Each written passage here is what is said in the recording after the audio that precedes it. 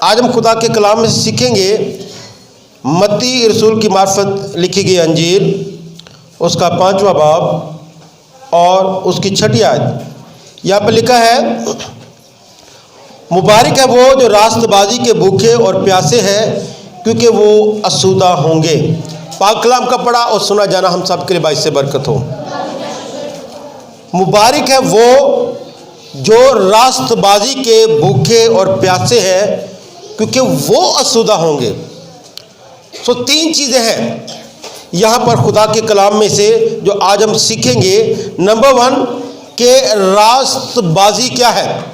مبارک ہے وہ جو راست بازی کے بھوکے پیاسے ہیں۔ تو پہلی چیز جو ہم سیکھیں گے کہ راست بازی کیا ہے، اور اس کے بعد جو بھوک اور پیاس جو ہے اس سے مراد کیا ہے، اور پھر تیسری چیز کہ جو آسودگی ہے وہ کس قسم کی آسودگی ہے۔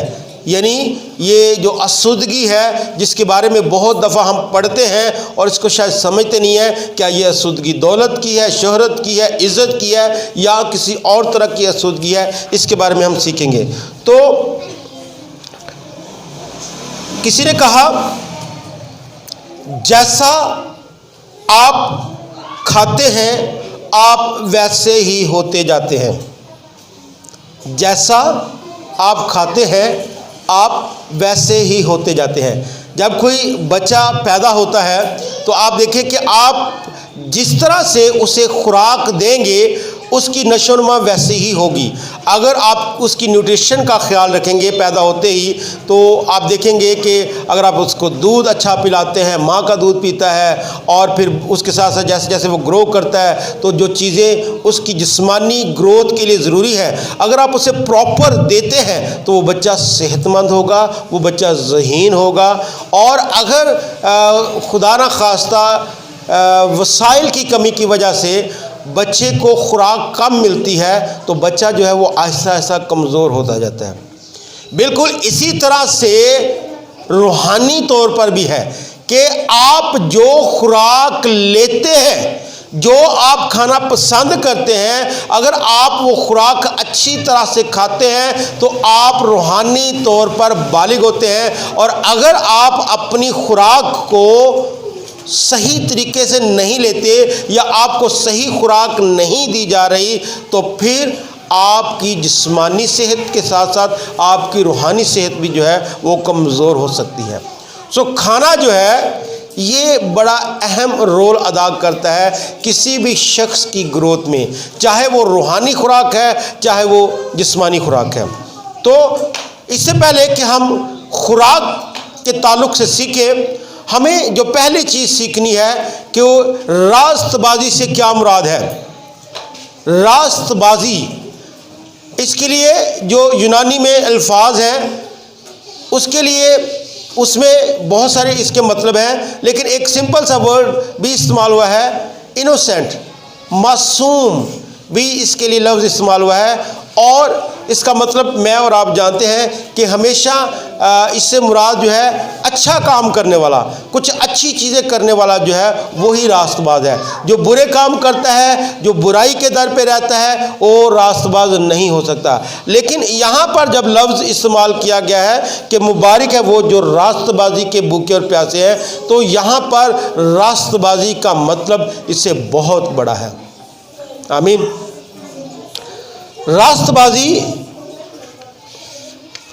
سے مراد ایک طرز زندگی ہے، ایک لائف سٹائل ہے۔ لائف سٹائل یا طرز زندگی سے مراد کیا ہے کہ راست باز بہت سارے لوگ یہ سمجھتے ہیں کہ ہم توبہ کر کے بپتسمہ لے کر چرچ جا کر دعا کر کے راست باز بن جاتے ہیں۔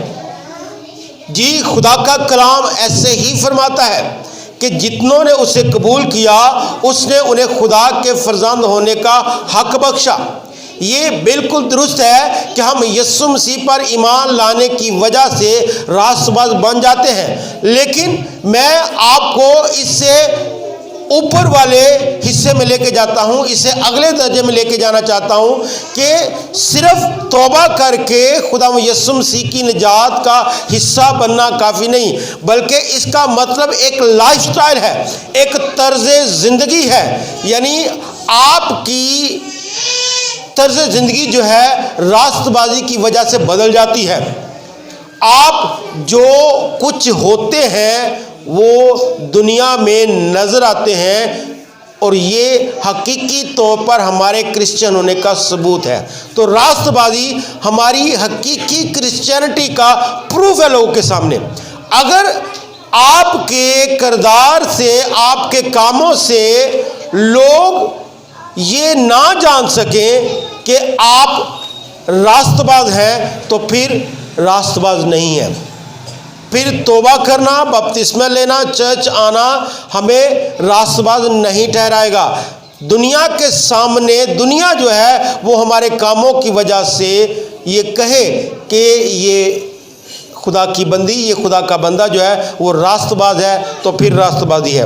اور راست بازی جو ہے وہ دنیا سے گویا عداوت لینا ہے، دنیا سے جو ہے وہ آپ سمجھے کہ دنیا کے کاموں سے جو ہے وہ آپ کو مڑنا ہے، جو دنیا کی خواہشات ہیں ان سے توبہ کرنا ہے۔ اور اس لیے جب آپ دنیا سے مخالفت لیتے ہیں، دنیا کے کاموں کو دنیا کے کاموں کے مطابق نہیں کرتے، تو ان کی مرضی کے مطابق نہیں کرتے، تو دنیا آپ کی مخالف ہو جاتی ہے۔ آئیے میرے ساتھ خدا کے کلام میں سے ایک حوالہ دیکھیے، متی کی انجیل 5 باب اور اس کی 10 آیت۔ یہ جو لفظ ہے راست بازی، یہ 4 اناجیل میں سے سب سے زیادہ مرتبہ متی کی انجیل میں استعمال کیا گیا ہے۔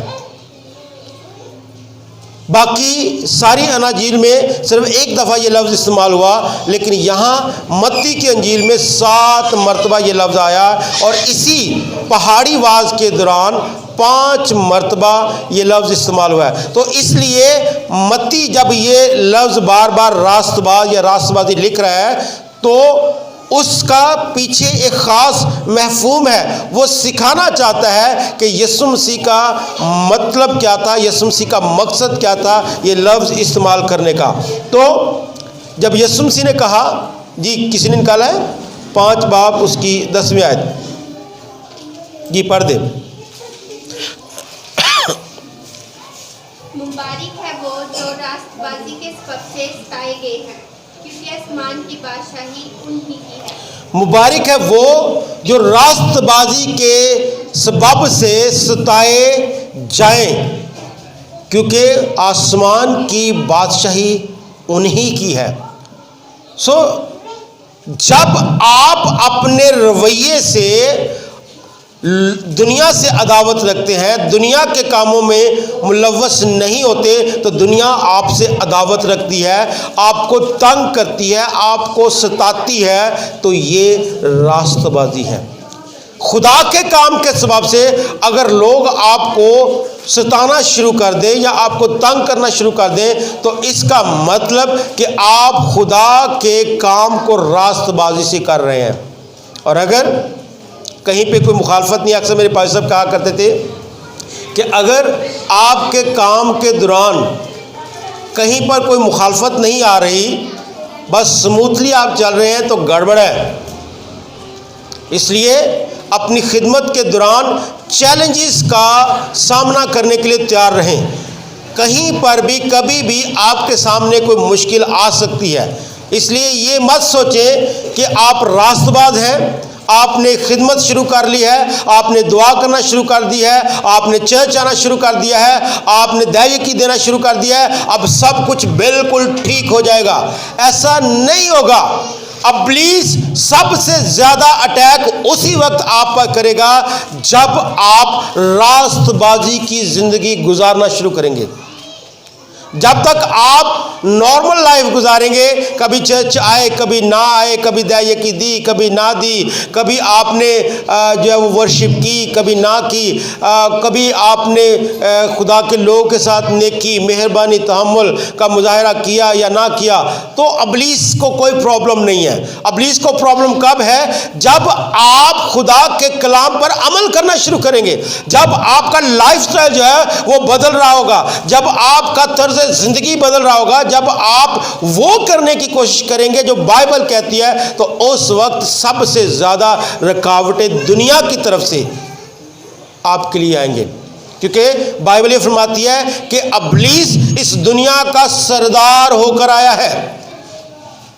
दुनिया के जितने काम हैं वो इब्लीस के मुतहत होते हैं। इसलिए आपको ये याद रखना है, पहली चीज़ कि अगर आप रास्तबाजी की ज़िंदगी बसर करना चाहते हैं तो उसमें आपके लिए मुखालफतें आ सकती हैं, आपके लिए चैलेंजेस आ सकते हैं, आपके लिए मुश्किलात आ सकती हैं, परेशानियां आ सकती हैं, लेकिन आपने उन परेशानियों का, उन मुश्किलात का मुकाबला करना है। क्योंकि लिखा है कि इब्लीस का मुकाबला करो तो वो तुमसे भाग जाएगा।